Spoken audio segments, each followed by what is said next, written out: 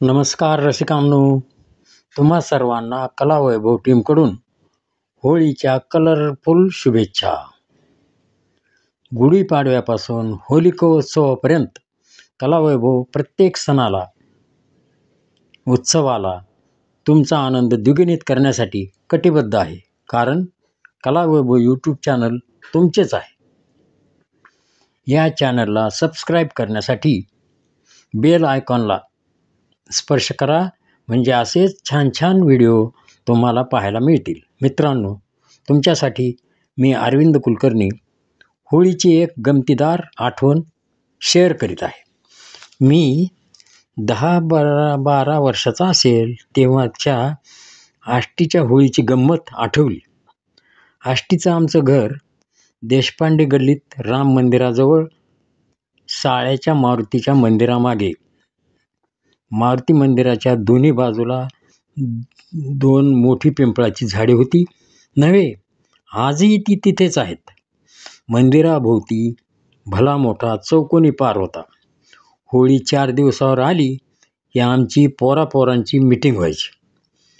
व्यंकटराव कुलकर्णीचा शंकर, मी, परटाचा रवी, कासाराचा अरुण, बैराग्याचा भावशा, हॉटेलवाल्या पंढरीनाथ राऊत मामाचा भावड्या असे 10-12 टोळ भैरव संध्याकाळी गोणपाट घेऊन होळीसाठी गवऱ्या लाकडे चोरण्याच्या मोहिमेवर निघायचो.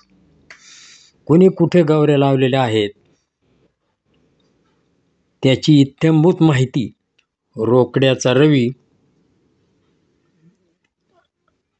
म्हणजेच आमचा बहिर्जी नाईक आम्हाला सांगायचा. मग आम्ही दोघांची टीम करून ईडीच्या धाडीसारखी एकाच वेळी धाड टाकून गवऱ्याचा मुद्देमाल हस्तगत करायचो. सरपणाची लाकडी चोरून पोबारा करायचो.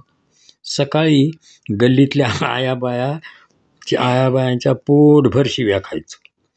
दुसऱ्या दिवशी धुळवड साजरी करायची. आमच्या गल्लीत सोसायटीचे सेक्रेटरी गोंधळी मामा राहायचे. संध्याकाळी ते त्यांच्या मित्रमंडळींना बोलावून भांग घोटायचे. ते आम्ही दाराच्या फटीतून चोरून पाहायचो. पकडलो गेलो तर पार्श्वभाग लाल होईपर्यंत मार खायचो. हे सारे आज आठवले तसे तुम्हाला शेअर केले. काय मग, तुम्ही होळी खेळताय ना, रंग लावताय ना? पण सावधान बरं का. मैत्रिणीला रंग लावताना जर तुमच्या पत्नीने पाहिले ना, तर रंग न लावताच ती तुमचे गाल लाल करील. जनहितार्थ जारी. आवडलं ना? नसेल आवडलं तरी बुरा न मानो, होली है.